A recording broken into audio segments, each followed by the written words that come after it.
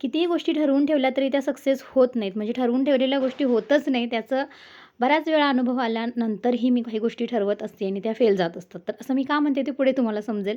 इथे माझी ग्रेशू सकाळी-सकाळी रांगोळी काढायला घेतली. पाऊस पडून गेला होता म्हणून जास्त मोठी मी रांगोळी नाही काढली दारामध्ये आणि इथं आमच्या गल्लीतल्या काही रांगोळ्या तुम्हाला मी दाखवल्यात आणि नाश्त्याला बनवले होते बीटचे डोसे. खूप छान झाले होते. पोटभरीचा नाश्ता झाल्यानंतर आता हे सगळं आवरायचं म्हणजे कंटाळाच येतो. पण काय करणार आपल्या लेडीजला हे सगळं करावंच लागतं.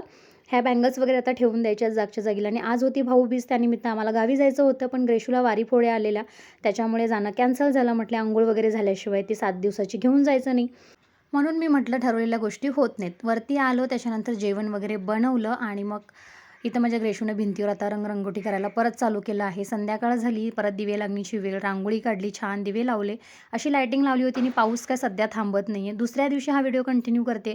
ग्रेशूला 7 दिवस कंप्लीट झालेले वारी फोड्यानंतर ह्या मंदिरात जाऊन तिथे नैवेद्य द्यावा लागतो, ग्रेशूला घेऊन जावं लागतं. ते सगळं करून आम्ही घरी आलो. तर असा होता आजचा दिवस. बाय.